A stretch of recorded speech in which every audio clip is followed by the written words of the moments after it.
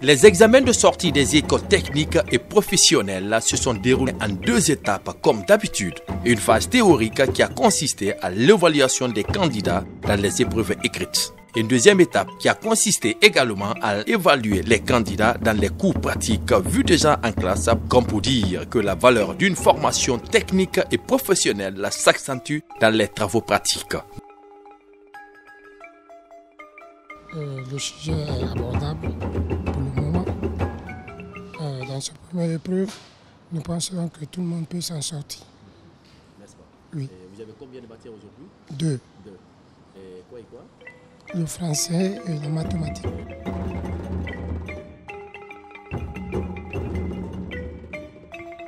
Je suis dans une des salles de l'ENAM dans le cadre de déroulement des examens. Bonjour monsieur. Bonjour. Alors pour moi, il y a un sentiment de satisfaction au vu du comportement des étudiants, notamment dans les salles d'examen. Les consignes ont été bien respectées et pour le moment, il n'y a aucune fausse note. Et quelles sont les mesures que vous avez prises pour que les examens ne soient pas dans les conditions normales? Alors il y a beaucoup de mesures, notamment en ce qui concerne l'interdiction des téléphones dans les salles et puis les différents documents qui peuvent compromettre l'examen. Donc toutes ces mesures-là ont été prises et ça a été vraiment respecté pour le moment pour les étudiants. Je suis très content et je suis heureux du fait que je termine cette année. Je suis... ça me manque des mots et bon, je suis très content de sortir et de chercher de l'emploi. Aussi des stages pour au moins maîtriser ce que j'ai appris à l'école.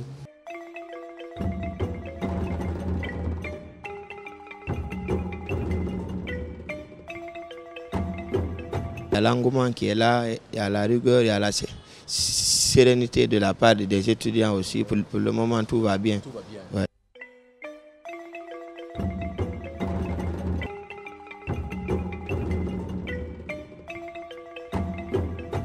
Et les premières épreuves, on l'a lancé à 8h45. Et pour le moment, les consignes qui ont été données avant et voilà, c'est les fouilles systématiques. Et cela a été fait. Aussi, le port des téléphones dans les salles sont formellement interdites. Et puis, heureusement, les étudiants ils ont compris, depuis qu'on a commencé, tout se passe bien et dans les normes. Nous sommes dans une autre salle de topographie. Entendez, et la topographie, c'est une science noble, une science de mesure des terres. Alors, sans plus tarder, nous allons tendre nos crachoirs à nos candidats qui sont ici présents. Les épreuves sont basées sur les actualités. Je pense que c'est très important pour nous, pour que nous puissions comprendre les actualités. Et en termes de surveillance, je pense que ça se passe dans les meilleures conditions, parce qu'on ne nous permet pas de communiquer, de faire quoi que ce soit, mais tout se passe dans les règles quand même. Mais je crois bien que vous êtes très bien préparés avant d'être ici. Bien évidemment, nous serons toujours préparés. C'est un examen, on doit être préparé, on est obligé. Et l'endroit où je parle comme ça, je vous dis que je suis prêt. Vraiment, je suis très contente d'être à l'ENAM et je suis soumise à un examen de sortie. Donc, je remercie beaucoup le gouvernement parce que sans eux, nous n'aurions pas été orientés dans ces écoles et institutions professionnelles pour un avenir meilleur. Le froid est un métier noble et c'est ma passion parce que le métier de froid, je l'exerce avec passion et joie et amour.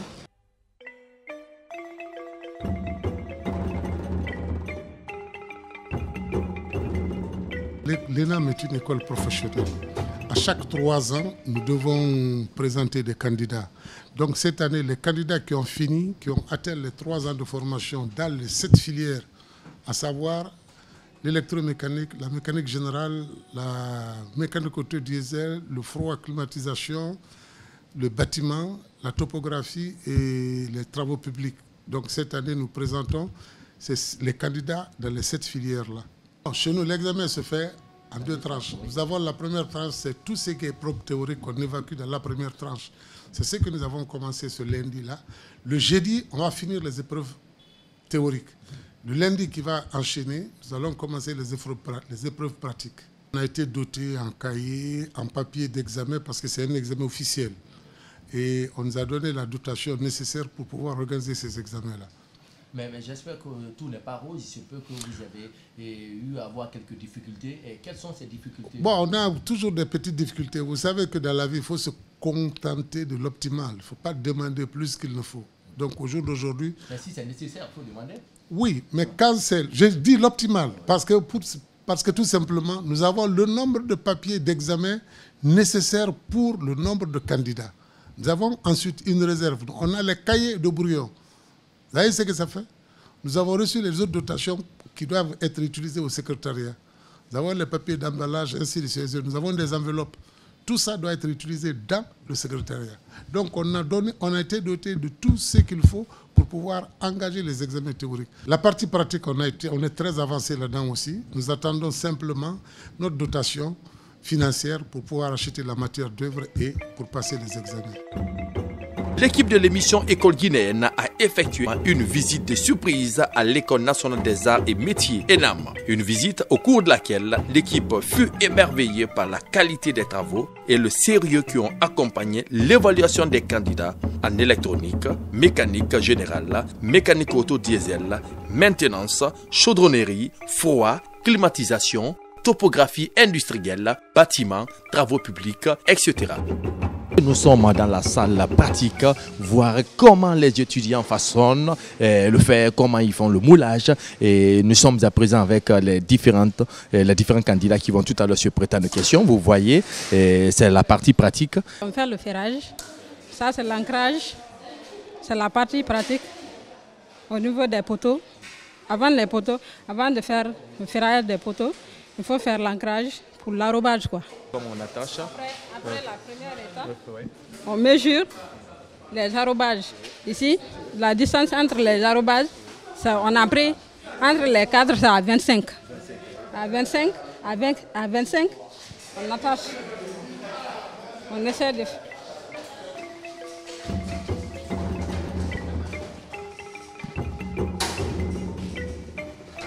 Une fois mesuré, on attache maintenant avec les fils d'attache. Les fils d'attache. Quel est le rôle de ces barres-là? Le rôle de ces barres, c'est pour bien tenir les poteaux. C'est pour l'arrobage, pour la solidité des poteaux. Et vous, qu'est-ce que ça sert?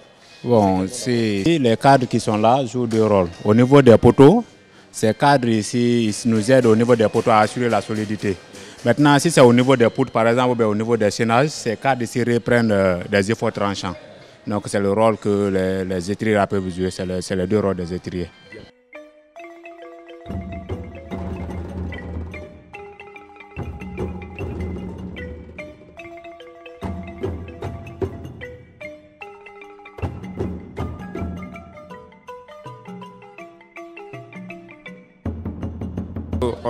Une dimension de 2,10 puisque après les poteaux on a un chaînage de 20 cm et 2 rangées de briques. Ça fait, en tout ça va faire 3. Et nous avons pris l'arrobase à 1,50, 1,50 et l'armature est prise à 12. En tout ça fait 15. Souvent la laser, parce qu'il y avait une ancienne fondation ici. L'ancienne fondation faisait 15. Et souvent la longueur, l'arrobase ici, on a pris 20. Donc, la longueur, ça fait 20, l'arrobase, ça fait 1,50, 1,50. Donc, ce qui veut dire que l'armature est faite à 17. Voilà, donc nous attendons maintenant le coffrage. On a fini de faire le poteau d'attente. Ça reste le coffrage. Merci. Et sans plus tarder, nous allons voir comment les autres aussi disposent les différentes briques.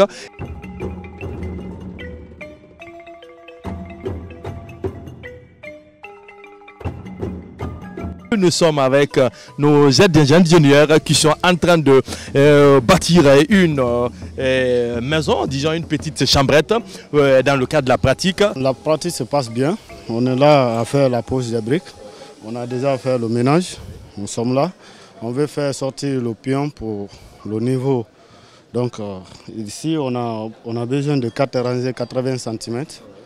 Et après on tire le niveau, c'est ce qui fera la pente. Là-bas il y a le seinage, là-bas rien n'est fait parce que là-bas on a des terrasses. Il faut qu'on fasse une autre seinage pour qu'il soit cohésionné à la terrasse. Et ici on va faire au moins 4 rangées. Et 4 rangées là c'est 80 cm. C'est ce qui va tirer le niveau jusqu'à la terrasse. Je vais essayer de tendre le crachoir à cette jolie demoiselle qui va se prêter aussi à nos questions. J'ai choisi parce que j'aime. À chaque fois, dans la vie, on dit que tout ce que les hommes font, les femmes aussi doivent faire ça. C'est pourquoi. L'équité entre hommes et femmes. Très bien. Je suis en train de tirer la corde pour tendre, pour que ça soit au même niveau. Mais quel est le rôle de cette corde dans la construction? La corde, c'est le niveau, l'alignement des briques, pour ne pas qu'il y ait l'inclinaison. Ça doit être à combien de degrés? C'est un angle de 90 degrés ou bien 120 ou bien combien? Un angle de 90 degrés. Un angle de 90 degrés, oui.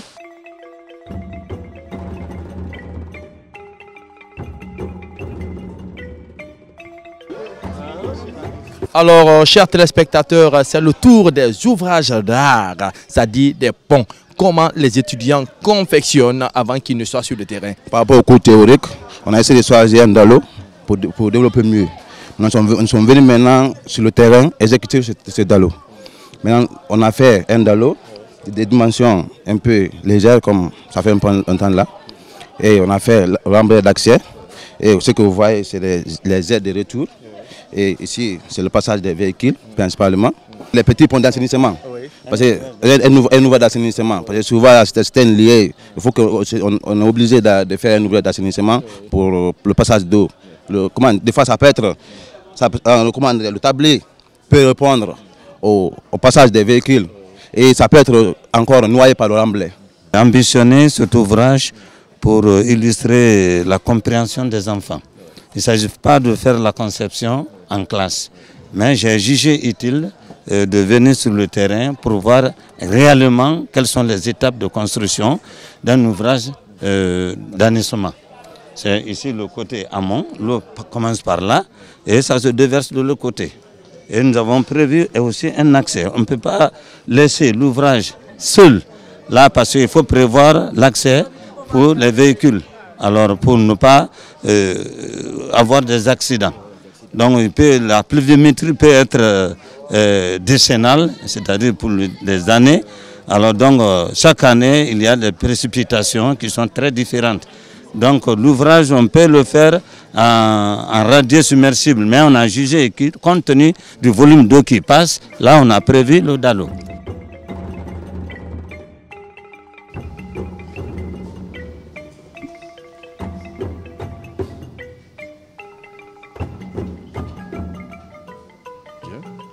C'est un manomètre, l'appareil, c'est un outil pour nous. Ça nous permet de détecter la pression, de mesurer la pression et à telle pression correspond la température. Donc si par exemple la pression est à 10 bars, nous pouvons savoir le gaz qui se trouve dedans est à quelle température.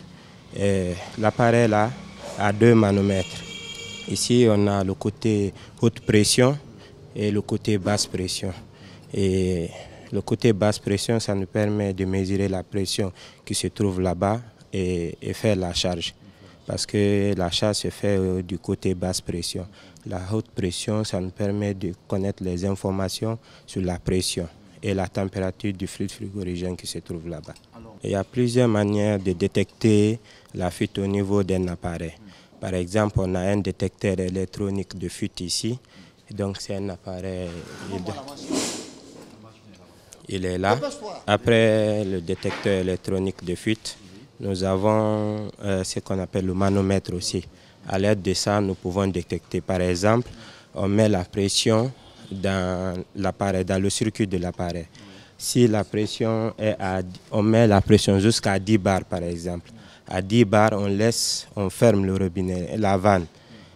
Après quelques temps, on vient voir. Si l'aiguille du mano est toujours à 10 bars, c'est qu'il n'y a pas de fuite sur le circuit. Mais si nous trouvons que ce n'est plus 10 bars, c'est à 8 bars par exemple, c'est qu'il y a une fuite sur le circuit.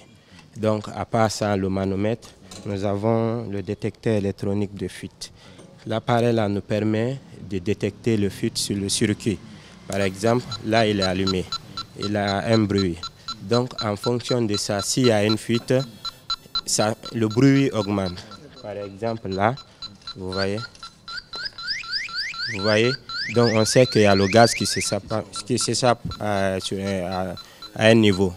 Donc c'est un peu ça. Et puis cet appareil ce matin, Nous l'avons diagnostiqué, nous avons trouvé qu'il y a une fuite dessus. Voilà, mais la fuite est interne. En Afrique francophone, l'état de l'enseignement technique et de la formation professionnelle est complexe et difficile à appréhender d'un pays à l'autre. 1. Leurs détracteurs les accusent d'inefficaces et les considèrent comme une école de la deuxième chance. 2. Leurs défenseurs les considèrent comme les leviers du développement des pays en développement en général, africains en particulier. Deux solutions se dessinent. 1. Mettre sur pied un nouvel appareil d'enseignement technique en tenant compte des besoins spécifiques de chaque pays. 2. Créer un cadre général en nourrissant une vraie synergie entre les différents pays et promouvoir une harmonie et une complémentarité des différentes structures. Nous sommes sur la confection des dalettes, la dalette là.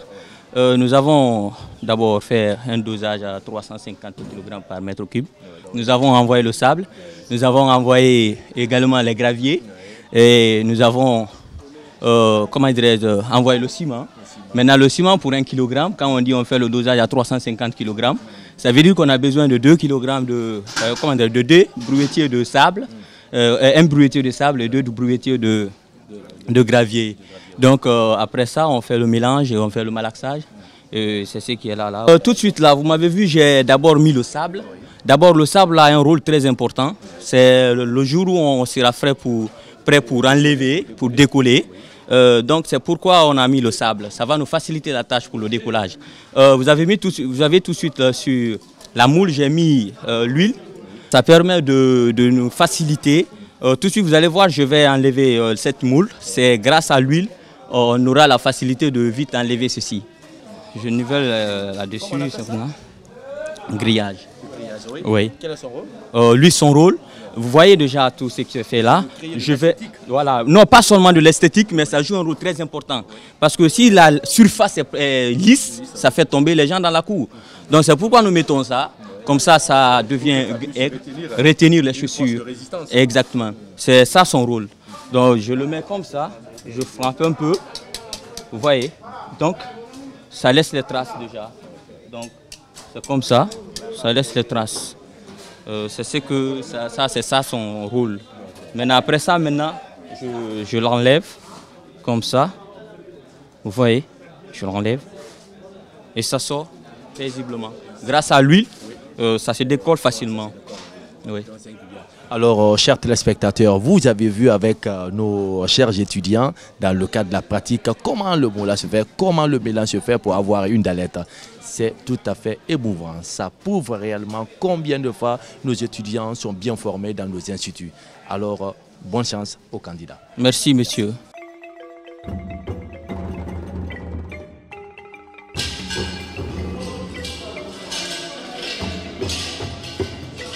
Téléspectateurs, comme vous le suivez sur la télévision nationale, nous sommes dans la salle de la métallurgie où on fait la chaudronnerie. À présent, nous sommes avec ces différents candidats qui vont se prêter à nos questions et nous expliquer comment ce processus se passe. J'aime la mécanique depuis à l'enfance, donc j'ai préféré de faire la mécanique. On a le découpage, on a fait ça, donc on a respecté les dimensions. On est en train de faire la soudure entre les pièces. On fait l'assemblage au fait. C'est ce qu'on appelle l'assemblage. C'est l'épreuve des pratiques, donc nous sommes là-dessus comme ça. On a fait le traçage, on a découpé. Donc présentement nous sommes en train de faire l'assemblage de ce qu'on a découpé pour former la table. Donc c'est l'épreuve pratique, présentement nous sommes en soudure. Nous avons notre épreuve porte sur la confection d'une table.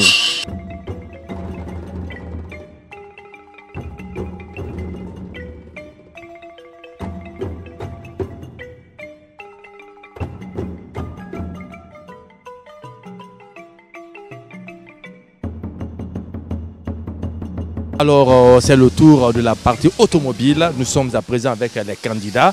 Et comme vous le voyez, vous avez un moteur en face de vous où on a créé une panne. C'est à l'étudiant de déceler cette panne. Je suis un moteur. qui a une panne dont je dois rechercher la panne pour que le moteur puisse fonctionner, quoi. Pour retrouver la panne, au premier abord, d'abord, il faut commencer sur la batterie, l'installation de la batterie, les fils si toutefois l'installation, les fils sont bien branchés. Bon, j'ai fini de trouver la partie plus et moins. Là, il faut ça aussi. Trouver la partie plus et moins. Maintenant, j'ai trouvé la panne là-bas. J'ai fait le branchement. Maintenant, au niveau de là-bas, j'ai pris encore le fil qui quitte le signe plus là-bas. Je le branche ici au contacteur. Une fois au contacteur, je vérifie maintenant si toutefois le courant vient jusqu'à la bobine. Là, c'est ce que je vais vérifier ici. S'il y a une continuité, en fait, voilà. Là c'est vérifié, il y a une continuité. Le courant vient maintenant. Il me reste de brancher l'allumeur maintenant. C'est ce que je suis en train de brancher maintenant. L'allumeur est branché. Maintenant, là, il me faut voir si le point d'allumage maintenant. Il me faut le point d'allumage. C'est ce que je viens de vérifier maintenant, le point d'allumage. Pour vérifier ça aussi, il te faut ça aussi. Une lampe équipée, munie d'un fil. Un testeur en fait. Maintenant là, pour le vérifier, je mets la lampe ici.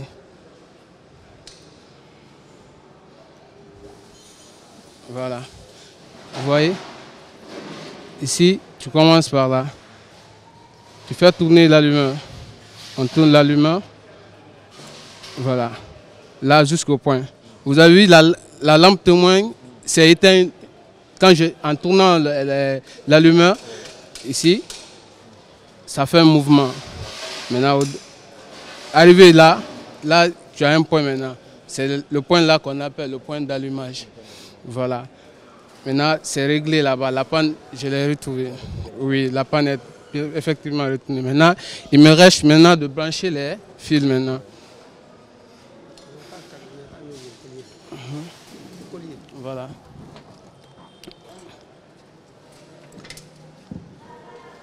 Une fois là, il me faut maintenir l'allumeur en place pour ne pas que ça se déraille, quoi. Ça bouge. Malgré toutes les déclarations de faveur de l'enseignement technique et de la formation professionnelle en Guinée, ces deux sous-secteurs ne semblent pas, jusqu'à une période récente, être traités à leur juste valeur du fait de l'insuffisance des moyens qui leur sont accordés. À cela s'ajoutent de nombreux problèmes de gestion et d'organisation dont ils font l'objet. Toutefois, sous l'effet d'une forte volonté politique, se combine à l'engagement de la population guinéenne pour faire du développement de l'enseignement technique et professionnel l'une des priorités de l'éducation pour le XXIe siècle. La pompe, là, on monte, c'est pour une pompe d'un véhicule. Si ça ne prend pas ralenti, on vient, on change la pièce, on règle. Et en ce moment, ça va bien fonctionner. Maintenant, si ça ne démarre pas, c'est la machine qui indique. Si ça démarre aussi, c'est la machine qui indique. Il y a certaines pompes, une fois le gasoil, tu prends le mauvais gasoil seulement et ça va détruire la pièce de la pompe. Alors, ça ne va pas démarrer et ça ne va pas prendre à ralenti. C'est le réglage, ça.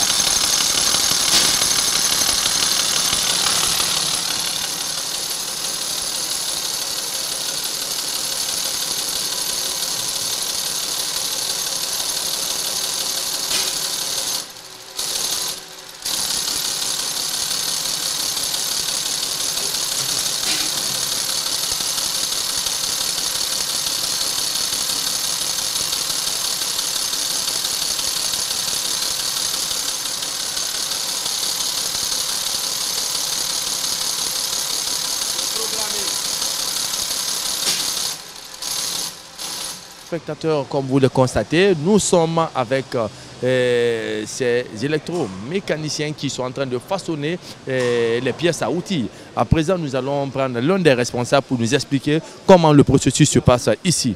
Un mandrin porte-fraise qu'on est en train de fabriquer. Et le processus de réalisation, nous avons ici en filetage. Donc d'abord, la matière est venue en ébosse. Et l'ébosse, quand l'ébosse est venue, nous fabriquons en pièces. Et la pièce s'appelle le mandrin porte-fraise. Donc voilà comment on réalise. Il y a la conicité qui sera là. On a passé par des opérations, le chariotage, le dressage, le centrage aussi. C'est la pièce à confectionner qui est là? C'est la pièce à confectionner que vous voyez devant vous comme ça, dans le mandrin. Donc nous avons procédé d'abord au dressage. Après le dressage, on a procédé au chariotage. Après le chariotage, il y a deux bouts qui sont filetés et que vous voyez comme il y a l'autre côté qui est dans le mandrin, qui est fileté là-bas, et l'autre côté qui est là, que vous voyez comme ça. Donc, au finish, vous allez voir le cône réalisé ici. Ce que vous voyez devant vous, ça c'est la pièce à réaliser. Donc ça c'est le mandrin porte-fraise. Donc ça c'est le diamètre qui est là. Voilà, ça c'est l'écrou qui est là et ça c'est la vis qui est là. Donc l'écrou doit se monter à ce niveau. Et là c'est le grand diamètre que vous voyez qui est fileté comme ça. Donc l'écrou viendra à ce niveau et ça va se serrer là-bas. Voilà. Et vous voyez le cône qui est là et c'est le cône là qui, après l'opération là, c'est le cône là qu'ils vont réaliser maintenant. Alors tout le plaisir a été pour moi de vous servir dans cette émission. Merci, à la prochaine.